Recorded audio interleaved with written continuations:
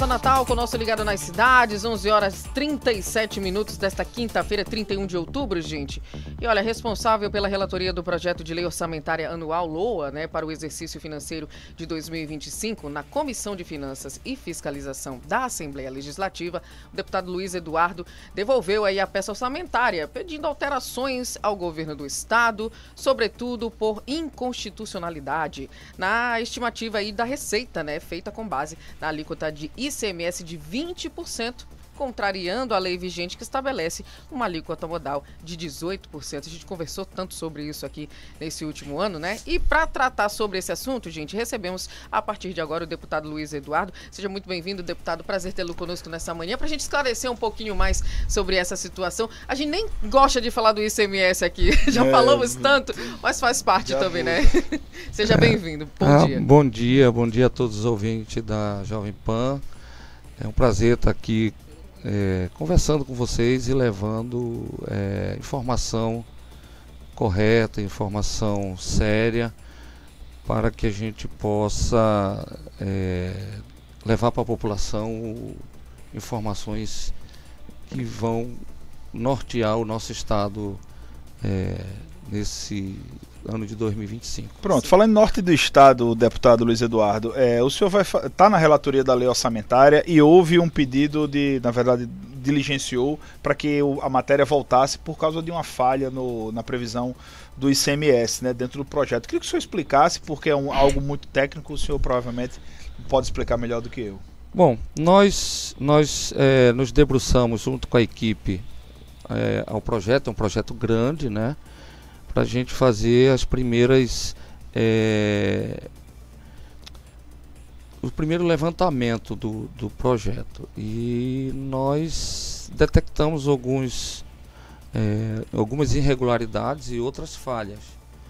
Uma das irregularidades é que o governo mandou o orçamento baseado na alíquota modal de 20%.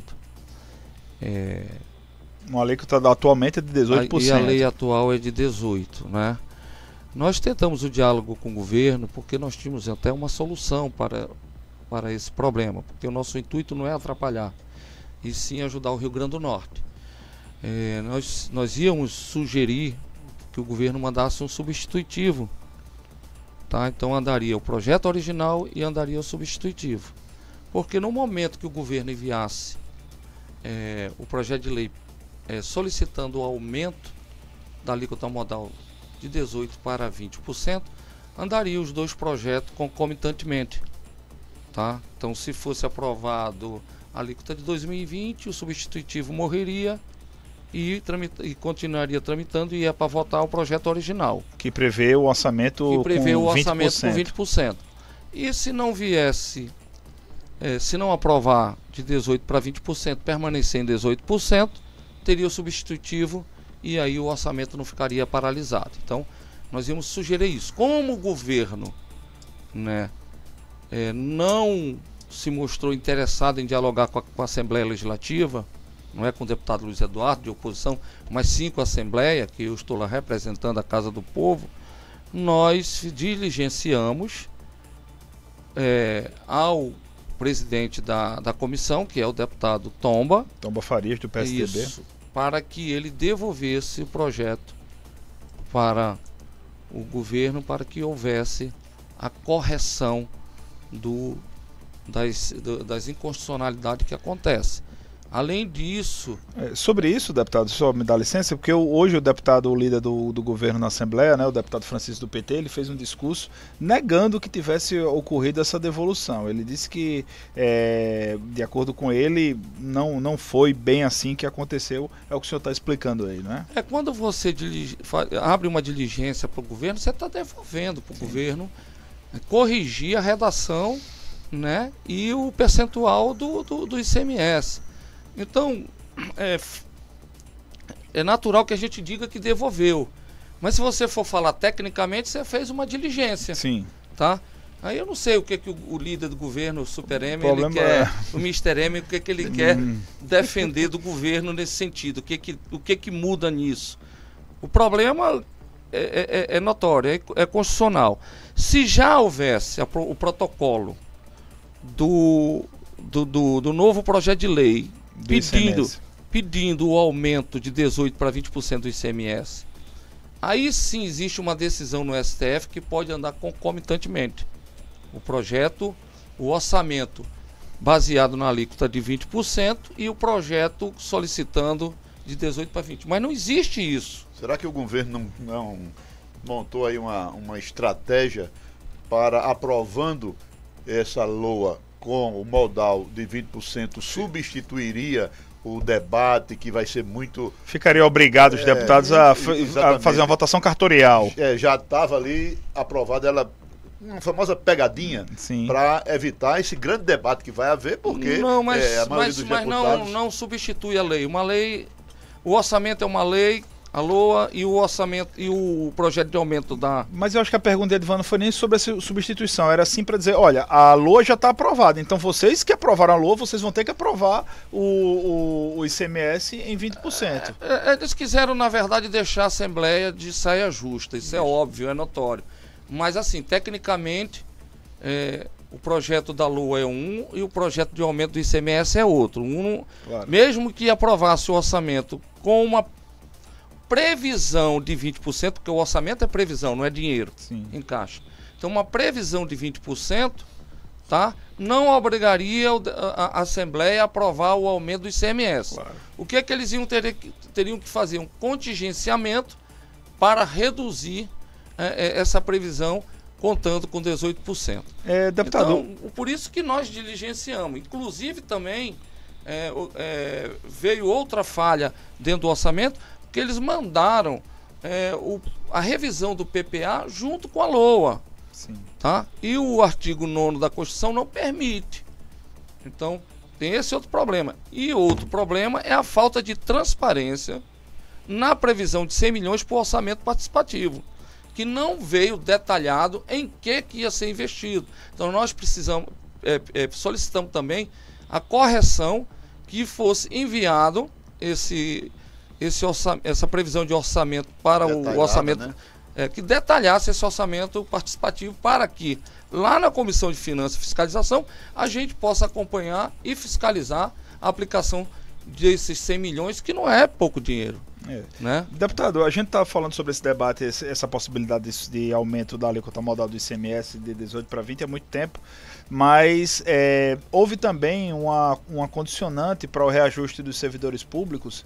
O governo do estado encaminhou a matéria falando sobre possibilidade de reajuste dos servidores, mas condicionando a esse aumento de 20%. Como isso foi recebido pelos deputados de oposição?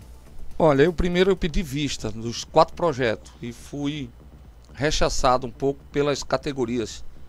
Mas a gente não pode ser só um cartório para legalizar os desmandos desse governo.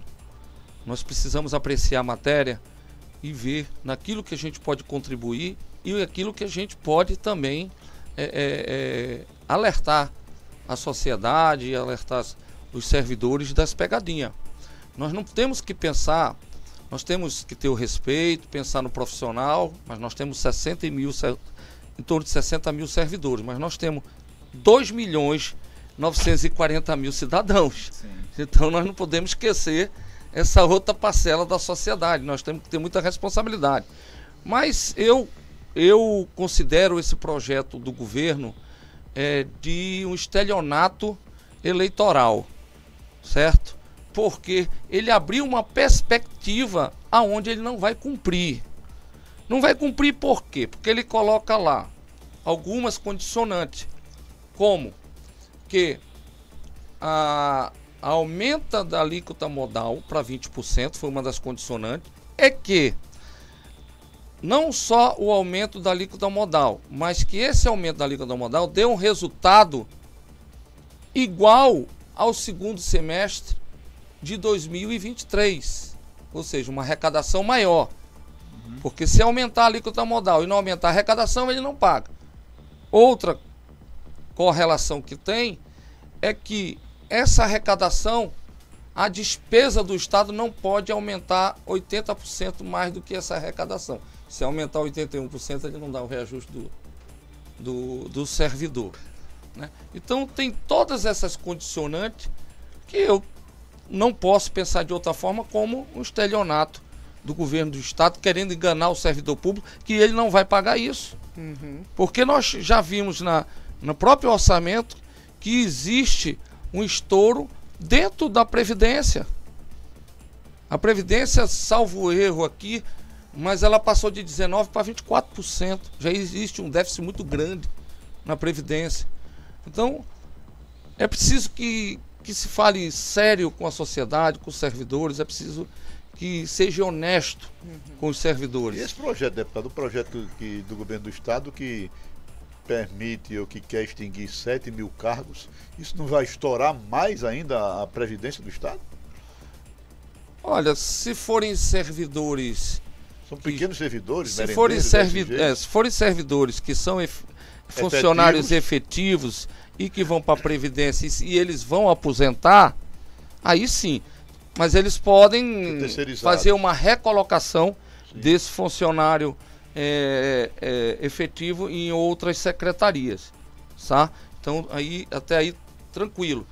Mas quem vai perder são os funcionários contratados.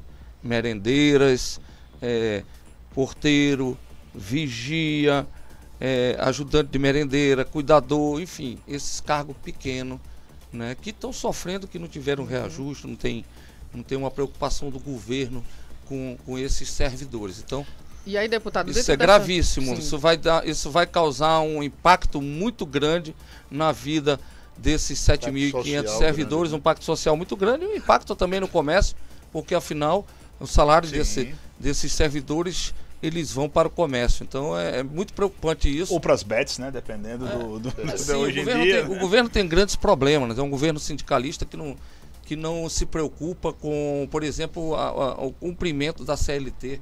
Você vê aí todos esses servidores terceirizados com 2, 3 meses de salário atrasado, 13º não pago, férias uma em cima da outra. Então, esse governo, nem a CLT, ele fala no Partido dos Trabalhadores, que se preocupa com o trabalhador, mas não faz as empresas terceirizadas que prestam serviço para o Estado cumprir o mínimo da CLT. E aí, deputado, dentro de todo esse panorama que a gente está aí, o que o senhor está colocando aqui agora, principalmente com relação a esses servidores, muito se compara, né, Natal a outras capitais aqui do nosso Nordeste. João Pessoa, que é uma das mais próximas aqui, e se fala, essa comparação também chega nessa questão dessa alíquota, né, do ICMS de 18, de 20, porque lá é 20%, e o desenvolvimento lá parece que está chegando mais fácil do que aqui. De que forma o senhor visualiza isso? O senhor acha que são duas coisas que andam diferentemente, né? O João Pessoa, ela tem em torno de 700 mil habitantes a mais do que o Rio Grande do Norte, arrecada menos que o Rio Grande do Norte, mesmo tendo 700 mil habitantes a menos, né, a mais. Então, o João Pessoa, com 700 mil habitantes a mais, arrecada menos, né? A Paraíba arrecada menos que o Rio Grande do Norte, né? Mas lá a população tem os serviços públicos de qualidade, né? Principalmente aquelas pessoas que estão em estado de vulnerabilidade, que precisam do Estado, que precisam do governo, né? Nós temos a pior educação do Brasil na segunda avaliação pelo MEC, não é eu que estou dizendo, é o MEC. Sim. O MEC do próprio governo federal, do governo Lula, né? Nós não temos a saúde aqui sucateada, né? Mas enfim, voltando para a segunda pergunta que você falou, nós tivemos um crescimento do comércio de varejo do Rio Grande do Norte maior do que a média nacional, salvo erro foi 6,8%. Isso, se nós tivemos um crescimento a mais do que a média nacional, quer dizer o quê? Que houve contratação, que houve uma arrecadação maior, porque você vendeu mais. Sim. Né? E o que deixa mais imposto para os estados são os produtos industrializados, né? E quem vende esse produto industrializado é o mercado de varejo. Então, o Rio Grande do Norte teve 2 ou 3 meses que arrecadou pouco, que foi setembro, agosto, mas isso acontece também no governo federal, nas prefeituras, porque vem o FPE a menor vem o FPM das prefeituras menor, né? Existe a devolução de imposto de renda, então a arrecadação do governo federal também cai. É um período que cai. Mas se você botar de janeiro a maio, a arrecadação de 2024, ela foi maior do que a arrecadação no mesmo período de 2023. Então, em junho, nós tivemos 0,1% menor no mês de junho do que o mês de junho de 2023. Então, o governo tem narrativas, não faz o dever de casa, certo? Não corta gastos, precisa se cortar. Nós fizemos uma sugestão na LDO, eu fiz 7 emendas na LDO. Eu sempre contrato uma equipe para me dar subsídio nesses momentos de projetos mais complexos, né? Então nós contratamos uma equipe que conhece de orçamento, paga pela verba de gabinete, porque é para isso a verba de gabinete, e a gente fez uma contribuição boa na LDO, inclusive pedindo que o governo fizesse um estudo para cortar programas sociais que já perderam o sentido, já perderam a sua função, eles não funcionam mais. Então, em época de vacas magras, você precisa cortar gasto.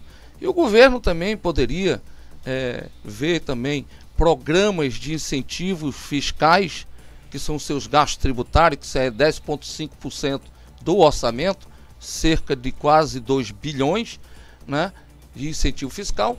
Ele poderia ver qual o programa de incentivo fiscal que já perdeu o sentido e que ele pode cortar. Porque se ele continuar com esse programa, ele pode estar só praticamente deixando mais abastado o empreendedor, né? Então, essas ideias e nada do governo não dá atenção. É um governo que não dialoga com a Assembleia, que realmente é um governo difícil, que na campanha a governadora sempre falou que ia ser o governo do diálogo. A gente tem uma relação muito difícil. Nós somos críticos ao governo, eu sou oposição, mas eu faço uma oposição coesa. O governo até hoje, nós vamos fazer 2 anos de estarmos de mandato, de estarmos deputados, né? E o governo não conseguiu me desmentir uma vez, porque eu trabalho sempre com a verdade. Deputado, eu não presto um desserviço para o Rio Grande do Norte. Edvan. Deputado Luiz Eduardo, então, o que o governo quis com essa tentativa, essa iniciativa de mandar para a Assembleia uma lei orçamentária anual, embutindo aí os 20% do modal do ICMS, porque o governo vive das transferências obrigatórias e da arrecadação própria.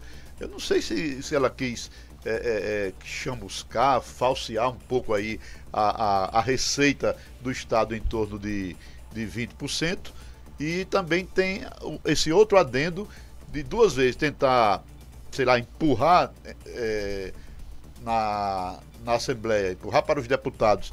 Talvez, ainda bem que há tempo se identificou esse erro, e depois fazer esse condicionante de melhorar o reajuste de algumas categorias profissionais, colocando frente a frente, até no embate, os sindicatos contra a Assembleia Legislativa. O que o governo quis fazer com essa iniciativa, afinal? Olha, assim, a gente, se tivesse conseguido manter o diálogo com o governo, nós tínhamos chegado a uma solução para o orçamento tranquila, plausível, não precisava a gente criar esse embate. Ela está apostando então que esse projeto é aprovado na Assembleia? Olha, eu não vejo esse sentimento. Primeiro que eles deixaram para mandar esse pedido. Se vão mandar, não sei, porque ainda não está na Assembleia. O aumento do ICMS, até hoje, o projeto de lei para aumento do ICMS de 18% para 50%, de 18% para 20%, até hoje não foi protocolado na Assembleia. Ponto. O que foi protocolado foi o orçamento que foi baseado numa alíquota, uma previsão de uma alíquota modal de 20%. Isso é que está. Se houvesse protocolado um projeto de lei para o aumento do ICMS de 18% para 20%, aí eu não precisaria diligenciar a devolução para a correção das inconstitucionalidades que existe no projeto, porque aí tem uma decisão do STF que os dois podem andar concomitantemente. O projeto do aumento, o projeto do orçamento e o projeto do aumento da alíquota modal. Uma emenda A supressiva nossa, não resolveria, não, deputado? não, eu não tenho como emendar o orçamento porque tem que ter um sistema. O sistema para poder, aquilo é um arcabouço muito grande. Sim. Então eu tenho um Mas no sistema caso de uma pra mudança, distribuir. se fosse uma emenda dessa, ia O que ser uma poderia- mudança total na conta, né? O que Porque poderia ter sido feito, Total. que nós íamos sugerir para o governo, era um substitutivo ao projeto original com a previsão do orçamento em 18%. E aí nós teríamos dois projetos seriam caminhando 3, na junto. verdade, né? caminhando junto, que seria o substitutivo. Mesmo indo com o substitutivo, O aí eu não- o eu original ficaria- e a dos 20%. o original e o substitutivo ele andariam independente do governo protocolar o aumento, Sim, tá. tá? Então eu teria como caminhar, que nós teríamos Então constitucionalidade. eram duas alternativas, ou com o dos 20%, Mas eu acho que ou aí, com o nesse caso, a substitutivo. Comissão de Finanças teria que optar por um, né? Que tá substituindo o outro. Não, você pode andar com o projeto original e substitutivo E os dois pra pauta? concomitantemente, tá? Você pode, é uma solução. Agora, se tiver o projeto original e o projeto de aumento da alíquota modal de 18% para 20%, também pode andar. O problema é que não foi ainda protocolado na Assembleia Legislativa o projeto de lei para aumento da alíquota modal de 18% para 20%. Não foi protocolado até o dia de hoje. Tá? Ponto.